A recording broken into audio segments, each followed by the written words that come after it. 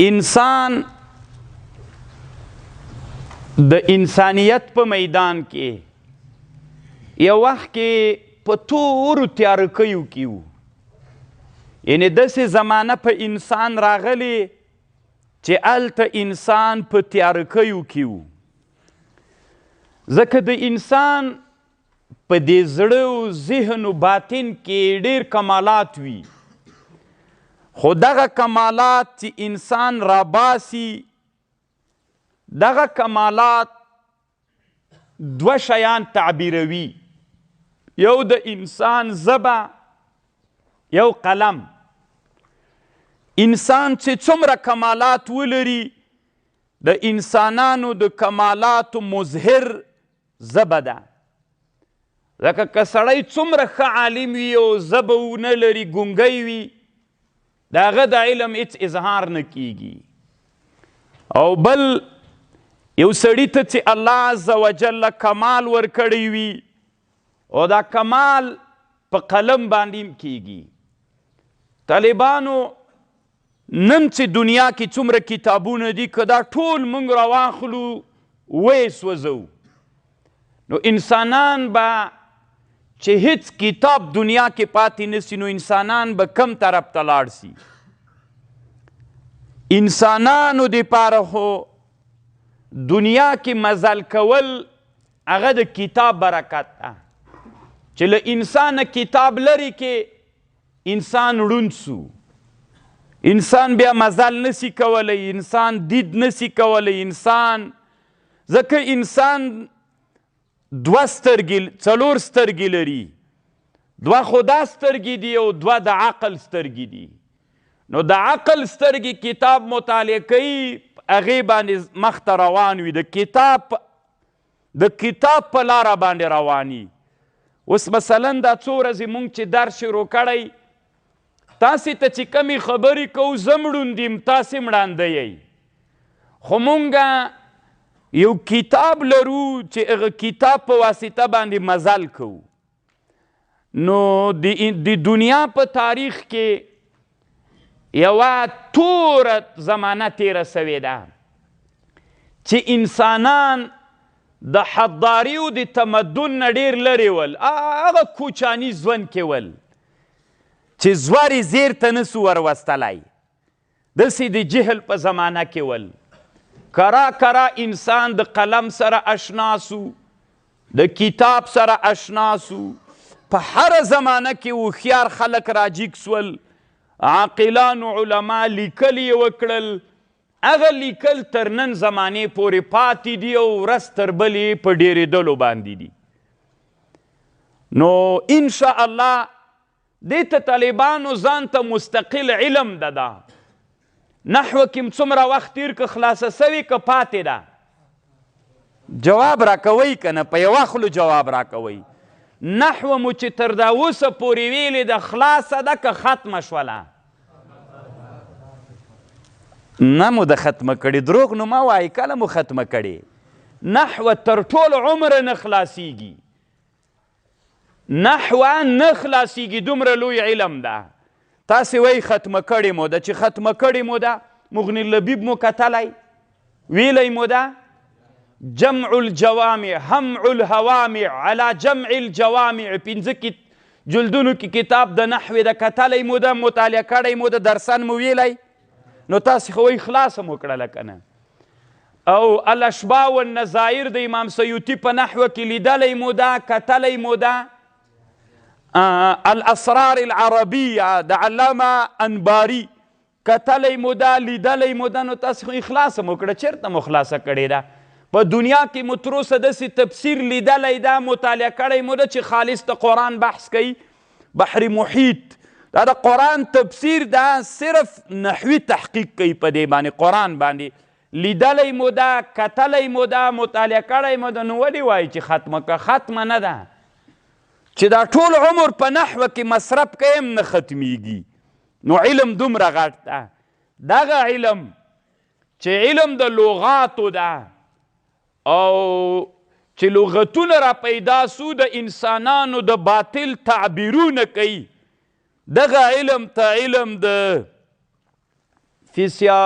لوجي وایي یعنی محب د لغتو یونانی لفظ د علماوی یا فرانسوي لغت علماوی محب د لغتو په دې باندې علما بیخي ډېر اوږده بحثونه کوي انشاء الله که د الله خوښه وه بیا چې کله قرآن ته ورغللو وعلم آدم الاسماء كلها دلته انشاءالله که بیا وخت و په دغه علم باندې لږ بحث درته کوم چې تاسې د دې علم سره مشنا سئ چې د دې علم مطلب څه شی ده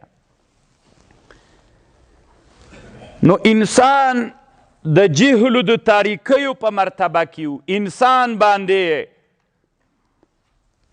بیا سهار د انسانیت راغی یوه زمانه راغله چې انسان د انسانیت سهار پې باندې راغی په تیارکیو کې وي او سهار پې باندې راغی کرا کرا انسان مترقي روان ده حتی علما د علم ساینس وایي وی د اوسنۍ دنیا کې د علومو په لحاظ باندې انسان لا په مرتبه د طفولیت کې ده لا انسان تر اوسه ځوان سوی نه ده دغه علوم چې موږ نن څیړو بحثونه پې کوو که دنیوي دي او که دیني علوم دي دا ټول انسان په اوسنۍ زمانه کې په دغه علومو کې لا تر اوسه پورې وړکی ماشوم ده وړکی ماشوم خو ډېر هغه په مرتبې د عقل حیولاني کې وي بیا مرتبه د عقل مستفاد بالفعل بالملکه ګرځېږي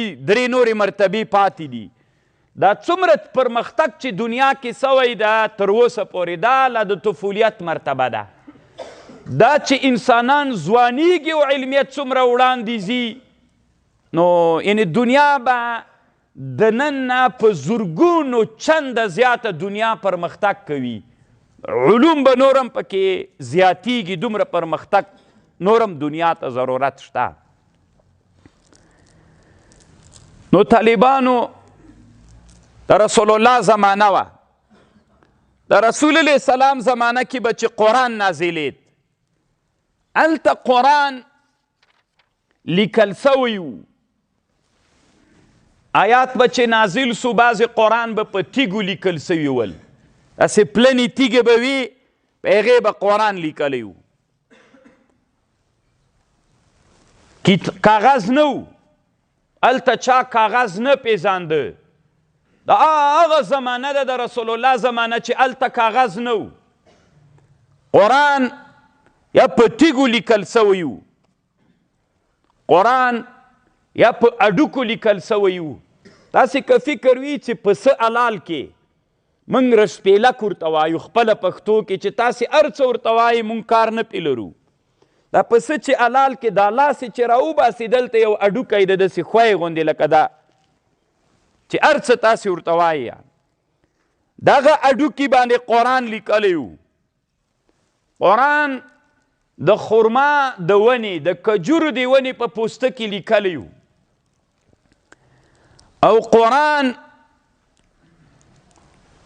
په هغه لرګي لیکلی و چې هغه لرګی دا وښه باندې چې سپریږي نو دا زین چې وي دلته یو لرګی وي اقطاب ورته وایي په دې لرګي باندې قرآن لیکلی و نو دا څومره عجیبه زمانه وه چې هلته کاغذ نه و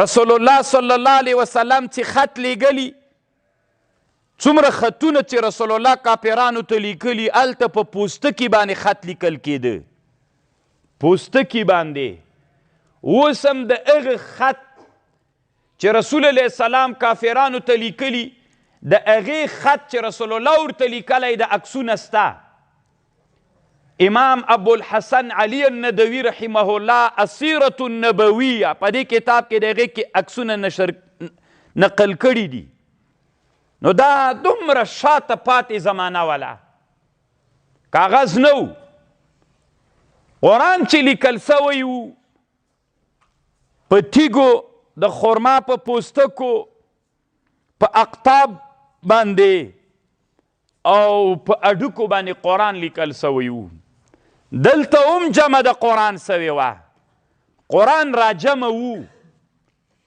خو په دغه شکل باندې قرآن جمع و. بیا د دې نه وروسته دا یوه جمعه د قرآن وه. نفس جمعه د قرآن په زمانه د رسول الله کې وه. او بیا نو دې ته جمعه په زمانه د رسول الله کې وی. خو هلته چې قرآن جمع و طالبانو داسې نه و جمع چې یو کتاب دې راواخیستل سي او په یو کتاب کې د قرآن جمع سي.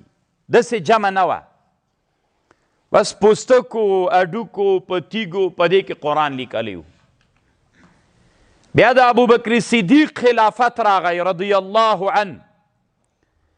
د ابوبکر صدیق سے په خلافت کې